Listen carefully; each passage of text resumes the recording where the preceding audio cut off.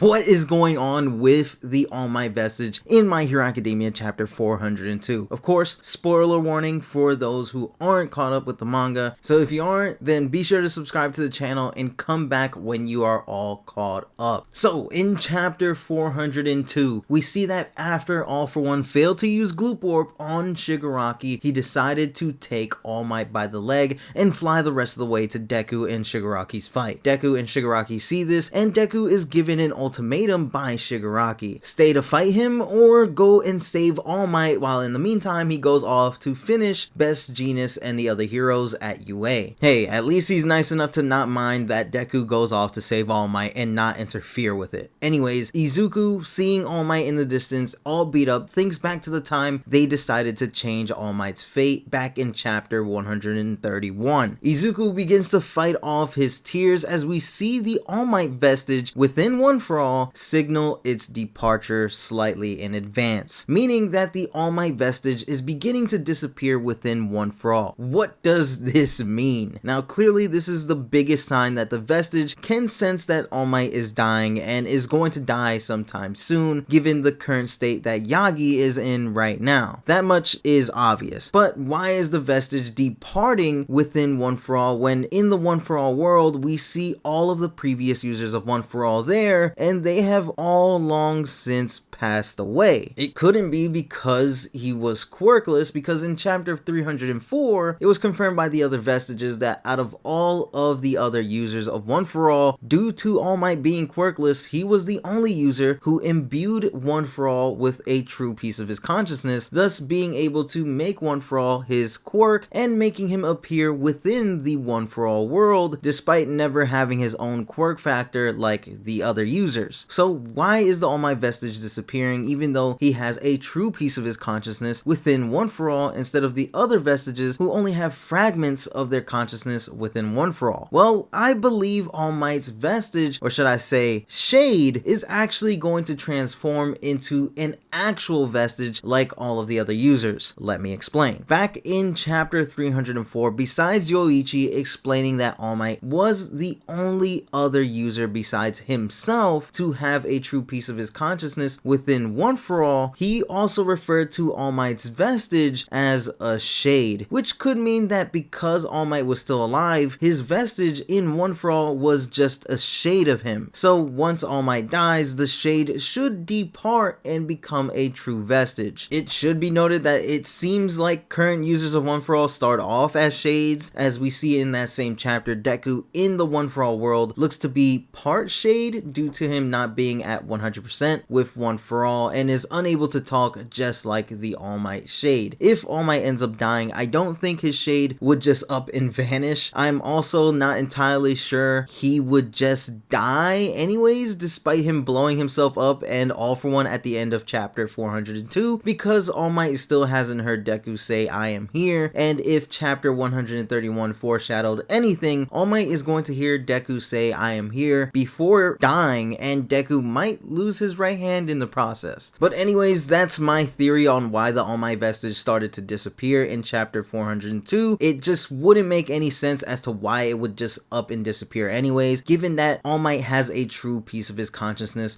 within One For All. Let me know your thoughts on the theory and overall chapter in the comment section below. Personally, I am really loving what Horikoshi has been doing with All Might's character, and I'm looking forward to see what comes next. With that said, if you enjoyed the video, then be sure to Detroit smash that like button down below, as well as subscribe to the channel if you're new, and I'll see you all in the next one. Peace.